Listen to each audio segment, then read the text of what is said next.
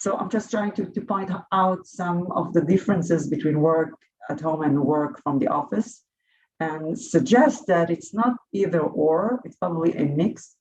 From my research, as well as the research of other scholars, I can see that very consistently that a mix is probably the best. Working 2 or so days from the office, I'm saying or so, it could be between 2 to 3 days from the office and the rest of the week from home, or the other way around, of course, because that's the point of 2 up to 3 days, is something that's probably going to work for the majority of people, pertaining that they are being trained. And there needs to be a clear training for how to work from home. Not everyone is just natural that, like any other training, right? We're trained to become managers, we're trained to do different jobs or tasks. Similarly, we need to be trained on how to work from home. And it needs to include, such training needs to include, for example, how we are able to create a space at home that is considered our office. And how we create time when kids know that they are not supposed to bother us, okay? Unless something really crucial happens, right?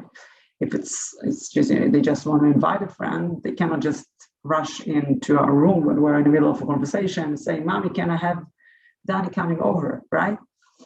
So creating these clear boundaries between work and non-work in terms of space, in terms of time, this is one way that we can train, guide employees on how to become better at work from home, both in terms of their well-being, so that they're able to balance more in a better way their work and non-work tasks, and also in terms of the performance in both domains, to be better parents and better spouses and better friends and better community member, as well as better employees and better managers, right?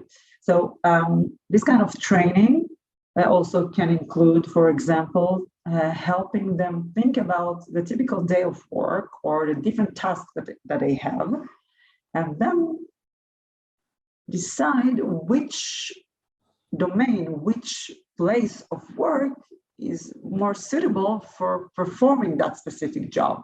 So for example, if I'm looking at my job as a faculty, okay, as a professor, my job involves some jobs that need very distinct time of thinking and immersing in a thought.